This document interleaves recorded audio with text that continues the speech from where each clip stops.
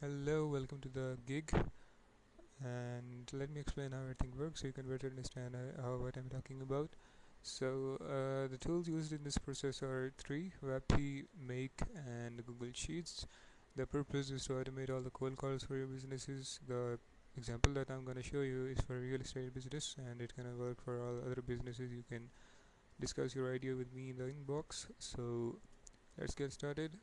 So Vapi is a platform which gives you AI assistance, and Make is a platform. Let me show you, which gives you automation tokens, which can be used to trigger some specific automations.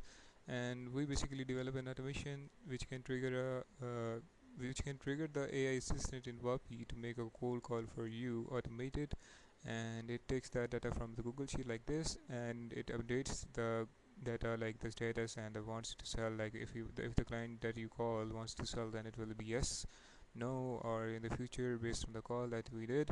And extra property details are like what are the specifications of the property. So if you're interested, you can send me a message and we can talk about it. Thanks for watching.